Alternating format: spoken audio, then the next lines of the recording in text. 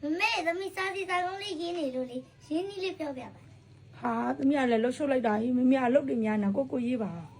啊，喵的老爸。 ရှုပ်ရှုပ်ချက်အေးညီကလည်းပြော့ပါစားစီစားကုန်တော့ငါအလှုပ်ရှုပ်ရတယ်တဲ့ 下次咱公啊，贝讲的。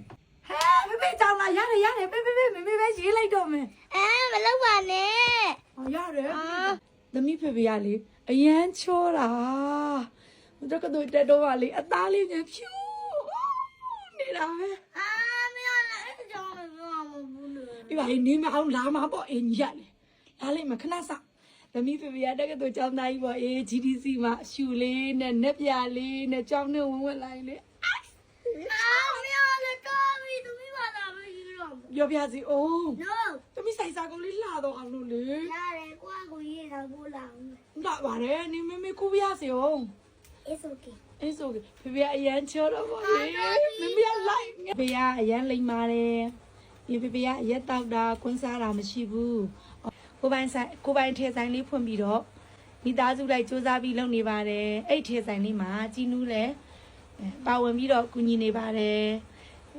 ဖေဖေကပြီးရင်မမေနဲ့မိသားစုကိုအရန်ချစ်ပါတယ်အပြင်သွားရတာဖေဖေကတိတ်မကြိုက်ဘူးမိသားစုနဲ့ပဲအတူနေရတာကြိုက်ပါတယ်ဖေဖေကတောက်စားအရက်သေးစားတောက်စားခြင်းမရှိပဲလူတော်လူကောင်းလေးဖြစ်ပါတယ်ပြီးဖေဖေကလောင်ကစားတွေလည်းမလုပ်ဘူးပြီးရင်ဖေဖေကအလုပ်ကြိုးစားတဲ့လူပါ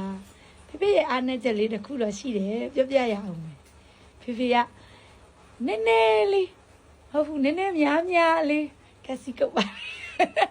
ဖေဖေကပတ်စံနေကိုရမ်းခင်တွေပါတယ်ပတ်စံနေသုံးရင်တော့ဖေဖေကတိတ်မကြိုက်ပါဘူးဖေဖေကပတ်စံရှာတာကိုရမ်းသဘောကျပါတယ်ပတ်စံနေရှာပြီးတော့ပတ်စံမသုံးရတာကိုအရန်နှစ်သက်ပါတယ်ဒီလောက်ဆိုရင်တော့ဖေဖေအကြောင်းလေးလုံလောက်ပြီးထင်ပါတယ်ရှင်